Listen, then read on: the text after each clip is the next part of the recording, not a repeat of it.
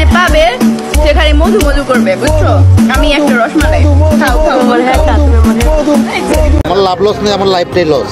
বানকির ছেলে, তুই আমার আগে খাইতে চাস? এটা আমি খামু, আগে আমি খাবো।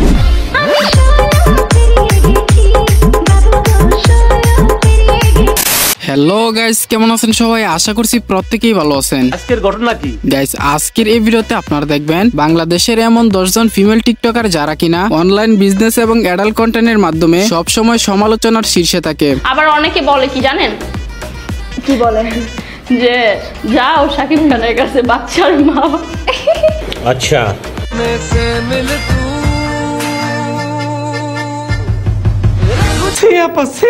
আর তারা এই অ্যাডাল্ট কন্টেন্টের মাধ্যমে দর্শকের কাছে সবচেয়ে বেশি পরিচিত হয়েছেন এবং তাদেরকে অনেকে লিঙ্ক ব্যবসায়ী নামেও চিনে। তোমাদের একটা লিঙ্ক ভাইরাল হয়েছিল, তোমরা নিজেরা ইচ্ছে করে করেছিল এমন কিছু? ইচ্ছা করে ইজ্জত বিক্রি করে কেউ ভাইরাল হতে চায় না। আপনি তো সেল সেলায় বেচতে যাইবেন। তাহলে চলেন গাইস, রাতারাতি ভাইরাল সব টিকটকার নির্লজ্জ ভিউ ব্যবসায়ীদের এক নজরে এক ভিডিওতে দেখে আসি। তো গাইস, ভিডিওর শুরুতেই কথা বলবো টিকটকার সুমাইয়া রিমুর কথা।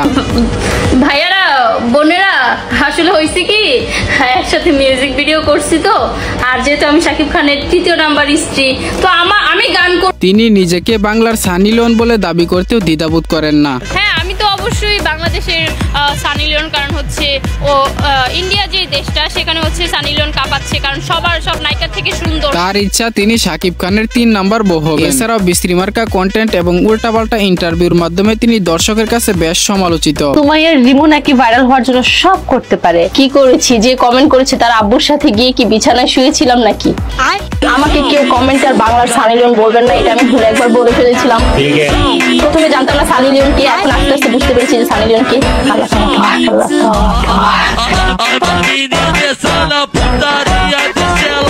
এরপরেই থাকছে রহমান আয়াত। ইউটিউবে ঢুকে রহমান আয়াত লিখলে রহমান আয়াতের পর হট ভিডিওস আসে, তাই একটু টেস্ট করে দেখবো।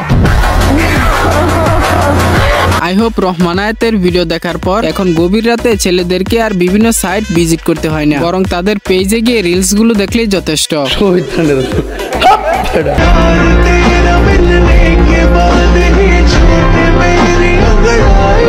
হ্যাঁ, এটি হচ্ছে তাদের কন্টেন্ট। গাইস, এরপরেই থাকছে তুহার সেই ব্যবসায়ী বউ জান্নাত।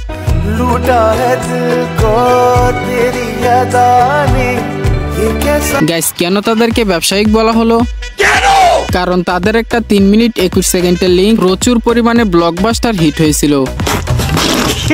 আপনাদের কমেন্টে প্রায় 3 মিনিট 21 সেকেন্ড নামের যে অংশটুকু আসে, এটা শোনার পরে আপনার কি মনে হয়? মাঝে মধ্যে তো চাইছিলাম যে সুইসাইড করি।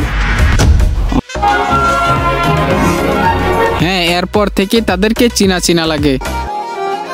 কি ভাইয়া, ফেসটা চিনা চিনা লাগে? হ্যাঁ, কিন্তু ইদানিং দেখতেছি বেটিং সাইট প্রমোশন করানোর জন্য জান্নাতের জামাই তুহাকে পুলিশ গ্রেফতার করেছে। খবর, আমি এখন যে সাইটের কথা বলবো সেই সাইটে 100% পেমেন্ট করে, এতটাই সহজে চাইলে বাচ্চারাও এডি করতে পারবে।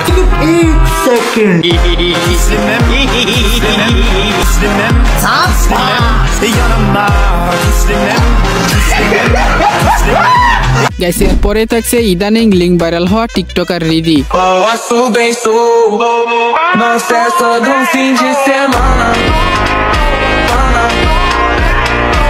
উনারে তো কম বেশি সকলেই ভালো করে চিনেন, কেননা গত 4-5 মাস আগে থেকেই তার থেকে একটা লিঙ্ক আসার সম্ভাবনা ছিল। আমি কষ্ট মিটাই দিই নাই, আর কষ্ট মিটাইছি, বুঝছ না? আচ্ছা, ভালো হয়েছে কষ্ট মিটাই। সামনে লাগেছে না ভিড়ে লাগছে, কিন্তু ভাগ্যক্রমে শিডিউল চেঞ্জ হয়ে 2025 সালে এসে রিলিজ হলো। বান্ধবী মেনশন করে দিবেন। ওকে ডান, গুয়া মারার জন্য ওকে সবাই মেসেজ দিও। ওকে গাইস, কি গুয়া মারার জন্য ওকে সবাই মেসেজ দিও। ওকে গাইস, এখন হলো টাইম আছে, আমি সিঙ্গেল আছি, সো যারা যারা রিলেশন করতে চাও তারা নক দিও। আমার লাভ লস নেই, আমার লাইফটাই লস। আর এরপর থেকে তিনি সবার কাছে শশা ব্যবসায়ী ওরফে শশা আপা নামে বেশ পরিচিত। তো শশা আপার ভিডিওটি এখন পর্যন্ত কারা কারা দেখেননি তারা হাত তুলেন। আমি শুনি নাই। হ্যাঁ, কিভাবে শশা আপার ভিডিওটি দেখবেন তা আমি একেবারে ভিডিওর শেষে বলে দেব। ঠিক আছে গাইস, এরপরেই থাকছে মিস চকলেট।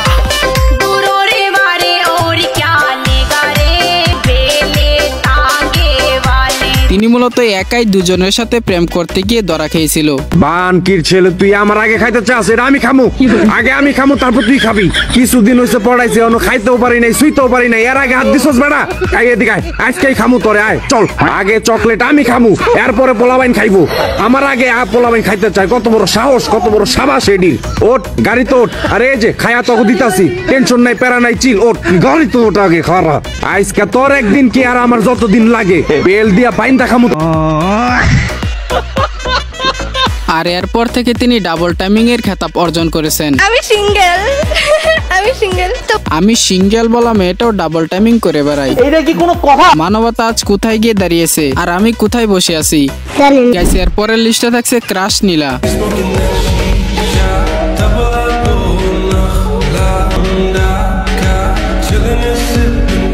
তিনি মূলত কক্সবাজারে গিয়ে আইফোনের বিনিময়ে কট খেয়েছিল, আর এরপরে তিনি নেটিজেনদের কাছে ব্যাপক সমালোচিত হয়েছিল। আমার ফোনে আমার সব ডকুমেন্ট, আপনারা আমার ফোনটা প্লিজ দিয়ে দেন। ডকুমেন্ট তো রেডি করতেছেন।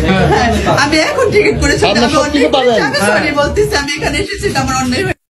নীলা, আইফোন রাখলে তুমি আমার কথা কেন কক্সবাজারে গেলা?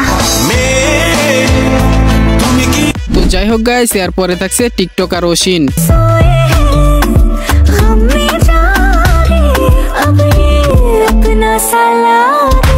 মেয়েটিকে দেখতে বাচ্চা মনে হলেও তার প্রত্যেকটি কন্টেন্টই অ্যাডাল্ট কন্টেন্ট।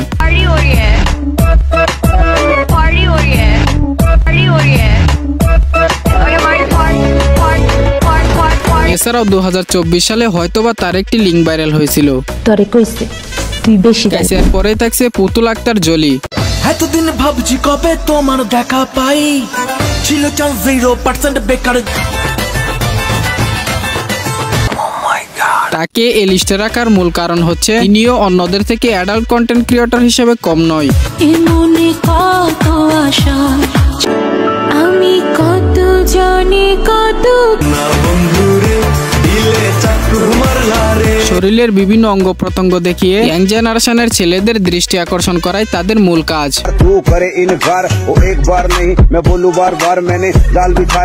গাইস, বেহায়া নির্লজ্জ মহিলাদের কথা বলবো, কিন্তু এখান থেকে মামুনের সে বুড়িয়া বেটি লাইলা বাদ যাবে। এটা কি কোনো কথা? আর এরকম লাইলা আমি দিনে 101টা জন্ম দিতে পারি। I am the prince Mamun, I think great Laila. এরকম লাইলাকে আমি ডজন তৈরি করব। ডজন না, 101টা। লাইলা মূলত তার ছেলের বয়সী ছেলে মামুনকে বিয়ে করে মিডিয়াগুলোতে সবচেয়ে বেশি আলোচনা এসেছিলেন। যখন মামুন গাড়িতে রাস্তায় মারতেছিল, তখন আশেপাশে মামুনের দুটো বন্ধু ছিল, বসতে তাদেরকে আমি দেখাশোনা করছি। ইভেন কালকে দুপুরে ওরা আমার বাসায় ভাত খেয়ে গেছে, বাইরে রেস্টুরেন্টে নিয়ে গেছি, আমি নিজের খাবার থেকে ওদের হাতে তুলে দিছি। এরপরে আবার তাদের সম্পর্ক বিচ্ছিন্ন হয়ে যায়, কিন্তু 2025 সালে এসে কতটা নির্লজ্জতার পরিচয় দিয়ে আবার তারা এক হলো। আমাদের এখানে শিশু নির্যাতনের একটা আইন আছে। শিশু না মোটেও। আপনি কিভাবে জানলেন? আমি তো জানবই।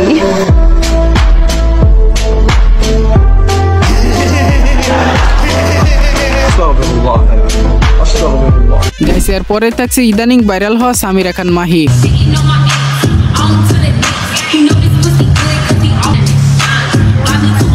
তিনি মূলত অশালীন পোশাক এবং অশ্লীল ডান্সের মাধ্যমে ব্যাপক সমালোচনায় পড়েন। তো যাই হোক গাইস, এই ছিল মূলত আজকের ভিডিও ভালো লাগলে অবশ্যই একটি লাইক করবেন, পরবর্তী ভিডিওর জন্য চ্যানেলটিকে সাবস্ক্রাইব করে দিবেন। আর যারা শশা আপার ভিডিওটি এখনো দেখেননি তারা টেলিগ্রামে গিয়ে সার্চ দিতে পারেন।